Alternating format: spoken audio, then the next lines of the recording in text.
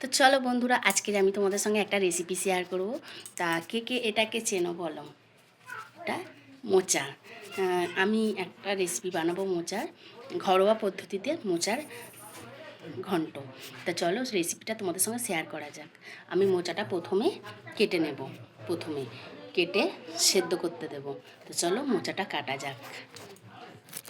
তা দেখো বন্ধুরা, মোচাগুলো আমি এরকম খুলে নিয়েছি। নেয়ার পরে এর ভেতর থেকে এই শক্ত মতো কাঠিটা আর এই যে আঁশ মতোটা আমি বাদ দিয়ে দেবো। দিয়ে প্রত্যেকটাকে আমি এইরকমভাবে ছাড়িয়ে নেব। বন্ধুরা, আমি এখানে বাটিতে একটু জল নিয়েছি আর নিয়েছি নুন। আমি নুন হাতে মাখিয়ে লাগিয়ে আমি এই মোচাগুলোকে কাটবো, কেটে কুচিয়ে জলে ফেলবো, ডাইরেক্ট জলে ফেলবো। দেখো বন্ধুরা, আমি এরকম ছোট ছোট করে কেটে নেব। পুরো গোটা মোচাটাই আমি এরকমভাবে কেটে নেব। অনেকেই আছে বন্ধুরা হাতে তেল ব্যবহার করে মোচা কাটে, কিন্তু আমি এখানে কোনো তেল ব্যবহার করব না। আমি নুন দিয়ে হাতে লাগিয়েই আমি কিন্তু মোচাটা কাটবো, গোটা মোচাটাই। যে যেমনভাবে কাটতে পারে, অনেকে আগেকার দিনে বলতো তেল দিয়ে, তেল দিয়েও এখনও করে। তা আমি তেল ছাড়া নুন হাতে লাগিয়ে মোচাটা কাটবো এবং হাতটা পরিষ্কারও থাকে, সেটাও আমি তোমাদেরকে দেখাবো।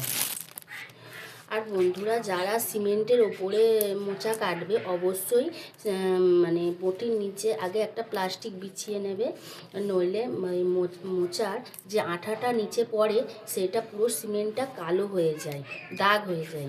ওই জন্য অবশ্যই মনে করে একটা কাগজ বিছিয়ে নেবে, নিলে দাগ হবে না আর। আমার এখানে মোচাটা কাটা হয়ে গেছে আর আমার হাত দেখো কত সুন্দর পরিষ্কার, নুন দিয়ে কাটাতে। দেখো কোনো কিন্তু কিছুই আঠা আমার লেগে নেই, দেখতে পাচ্ছ?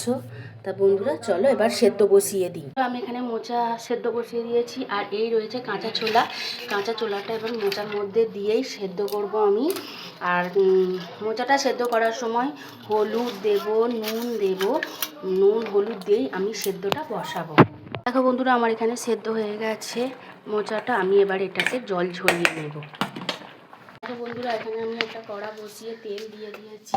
এবার তেলটা আমি গরম হতে দেবো। দেওয়ার পরে আমি দেখো এখানে পেঁয়াজ, টমেটো কুচোনো, আলু কুচোনো, এখানে আদা রসুন বাটা, তেজপাতা, শুকনো লঙ্কা নিয়েছি। আমি সম্পূর্ণ রান্নাটা নিরামিষ করবো না, এগুলো দিয়ে রান্নাটা করবো। দেখো বন্ধুরা, তেজপাতা, শুকনো লঙ্কা দিয়ে দিয়েছি। এবারে আমি আলু আর পেঁয়াজটা ভাজতে দেবো, ভালো করে ভাজতে দেবো। তো দেখো বন্ধুরা, পেঁয়াজটা কিন্তু আমার ভাজা হয়ে গিয়েছে। এবারে আমি এর মধ্যে দেব টমেটো কুচি আর দেব কিছুটা নুন। যেহেতু আমার মোচার মধ্যে নুন দেওয়া ছিল, তার নুনটা সবাই পরিমাণ মতোই বুঝে শুনে নুন দেবে। দেখো বন্ধুরা, এখানে টমেটো দিয়ে একটু ভাজা ভাজা হয়ে যেতে আমি কিন্তু এখানে আদা রসুনের পেস্ট দিয়ে দেব। দিয়ে আমি এবার একটু ভালো করে আরেকটু কষিয়ে নেব।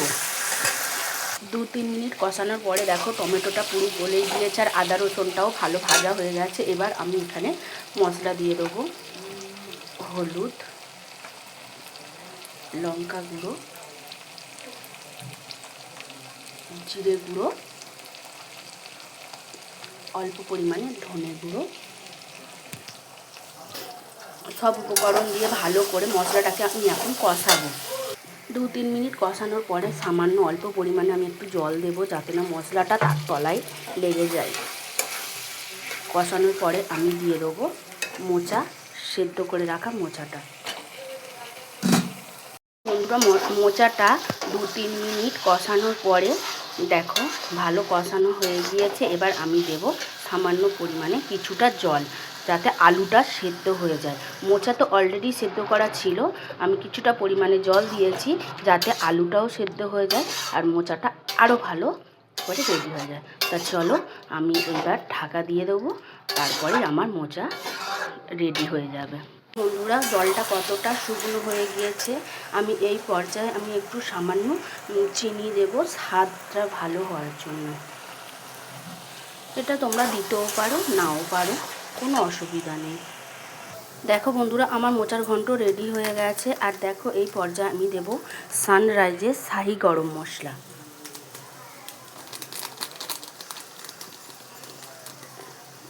একটু গরম মশলা, আর সব শেষে দেব আমি ঘি।